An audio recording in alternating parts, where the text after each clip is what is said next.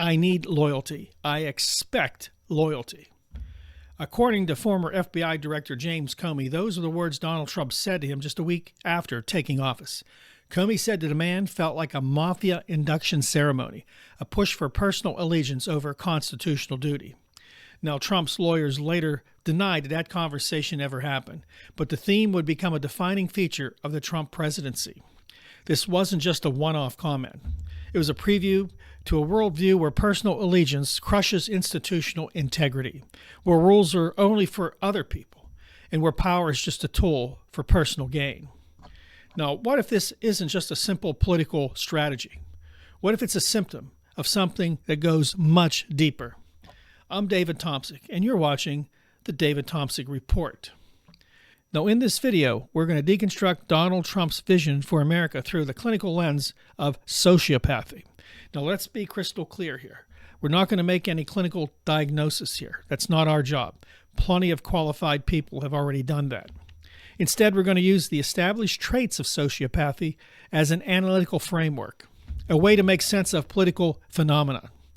As Harvard psychologist Dr. Martha Stout explains in her book, The Sociopath Next Door, a startling number of people, maybe 1 in 25, live without a conscience. They aren't all violent criminals. They can be your neighbor, your boss, and yes, even your president. Stout describes them as people who simply can't feel shame, guilt, or remorse. We'll explore Donald Trump's key traits, such as the stunning lack of empathy, a gift for manipulation, and an insatiable ego. They aren't just personality quirks. They are the very foundations of his policies and his plan for this nation.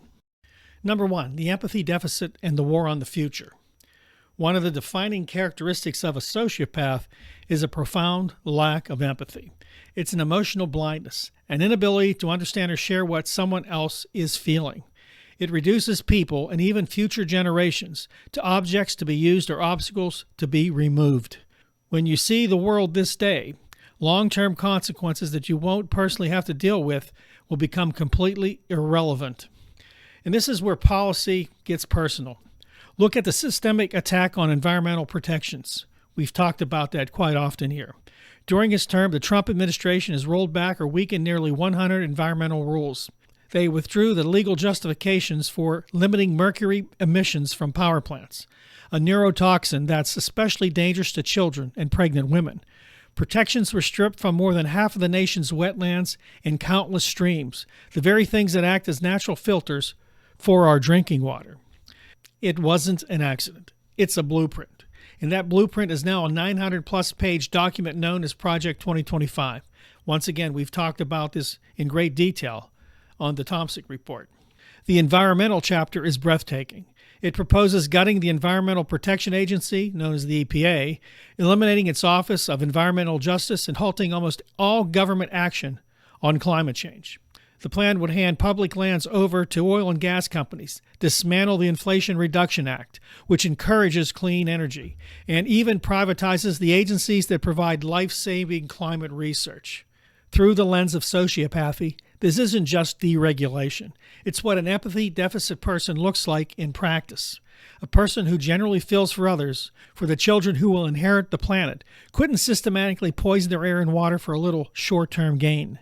They couldn't look at a future of more extreme weather, rising seas, and ecological collapse and just feel nothing. The sociopathic mind, however, is laser-focused on its own immediate needs and desires. It sees environmental laws not as safeguards for our collective future, but as annoying roadblocks to immediate profit and power. The future doesn't vote, and its suffering can't be felt today. So in that calculation, it doesn't matter. Number 2, the manipulator-in-chief and the erosion of reality. Another core trait of sociopathy is a constant pattern of manipulation and deceit. This isn't about telling the occasional lie. It's a fundamental way of interacting with the world. Sociopaths often have a superficial charm, a charisma they use to exploit people. Lying is as natural as breathing, deployed without a second thought to shape a narrative that serves their own interests.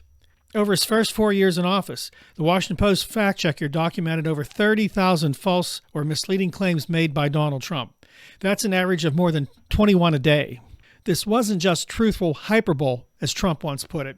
It was a deliberate strategy.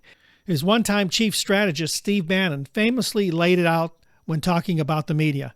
The way to deal with them is to flood the zone with bullshit. Steve Bannon is a very dangerous person, has a lot of very dangerous ideas. Now, the goal of this firehouse of falsehood isn't just to convince you of any single lie. It's to overwhelm anyone with so much noise, so many contradictions, and so many absurd claims that the very idea of objective truth starts to break down. When people give up and decide the truth is impossible to find, the manipulator wins. It creates a world where you don't know who to trust, so you trust the one guy who speaks with absolute, unwavering certainty, no matter what the facts say. This strategy translates directly into governing vision. The Project 2025 proposal aims to take partisan control of the very institutions meant to be pillars of objective fact and justice, like the Department of Justice and the FBI. The plan is to remake the federal government by purging it of everyone except far-right loyalists. This creates a government where information is no longer a tool for public service, but a weapon for political control. When the institution is designed to tell us the truth are run by people who see the truth as inconvenient, what's left? You're left with a reality defined not by evidence, but by the will of a single leader, and this manipulator's ultimate goal, to replace reality with his own. Now, before I continue, if you enjoy our videos and believe more people should hear what we have to say, please like, subscribe, and share them with as many people as you can. Thank you. Now let's get on with number 3, grandiosity, loyalty, and the foundation of autocracy. Finally, let's talk about grandiosity and the bottomless need for admiration and loyalty. Grandiosity is an inflated sense of self-importance, a belief that you're special, unique, and just know more than anyone else. We've all heard this in statements like, "I alone can fix it." This isn't just confidence. It's a worldview where the leader is infallible, indispensable. And this grandiosity demands absolute loyalty, not to the country, but to the man. We saw it in his demand to James Comey. "I need loyalty. I expect loyalty." We saw it in his constant pressure on his own officials to praise him publicly. This need for personal fallibility isn't just a personal flaw. It's the cornerstone of an autocratic vision for America. This vision was laid out explicitly in the plan to revive Schedule F. This was an executive order Trump signed in late 2020, though it was never fully implemented before he left office. It would reclassify tens of thousands career civil servants, scientists, policy experts, administrators as political appointees who could be fired for any reason at any time. The stated goal of Project 2025 was to use Schedule F to purge the government of experts and replace them with up to 50,000 loyalists who will bend or break the bureaucracy to the president's will.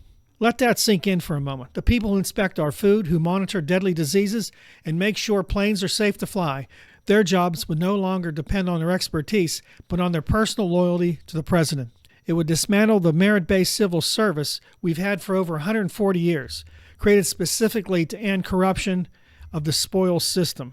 It would create a government run by professionals, not by cronies. Now, this is the ultimate expression of grandiose sociopathic worldview. It's the belief that the entire government should operate as an extension of one person's ego, in this case, Donald Trump. Independent agencies, scientific integrity, the rule of law all become secondary to the leader's personal whims. When a leader believes that he is the state and that all loyalty is owed him directly, you are no longer on the path to autocracy. You're already there.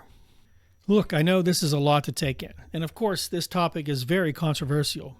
The psychological concepts and the specific proposals in Project 2025 are very dense, but they demand our attention. If you want to understand the psychological framework better, I highly recommend reading The Sociopath Next Door by Dr. Martha Stout. It provides chilling, essential context for recognizing these behaviors in all walks of life. If you found this analysis valuable, please subscribe and share this video. The more people who understand the psychological drivers behind this political vision, the better equipped we'll be to face it. So what does America look like through the eyes of a sociopath? It looks like a world where the future is disposable, something to be cashed in for immediate gratification. A world where our air and water are just commodities, and the people who will get sick from their pollution are just faceless abstractions. It looks like a world where truth isn't a shared principle, but something to be twisted and warped until reality itself becomes a matter of opinion. defined by the loudest and most repetitive voice in the room. This is happening across our nation today. And most dangerously, it looks like a government where allegiance isn't to the Constitution or the public good, but to the fragile ego of one man. It's a government hollowed out and filled with loyalists, where every lever of power from the EPA to the DOJ is pulled to serve a single grandiose will. This isn't one party versus another. It's about a fundamental clash of worldviews. One is based on empathy, a shared reality, and the rule of law. The other is based on a lack of conscience, a relentless drive for power, and the belief that power is its own justification. Understanding this psychological lens just doesn't help us understand Trump's first 4 years. It gives us a clear and terrifying roadmap for what's being proposed for this country. And it's a future we have to see with our eyes wide open. Thanks for joining me. Please like, subscribe, and share. Check out our other videos. And don't forget to love your neighbor as yourself. I'll see you next time right here on the Tomsic Report.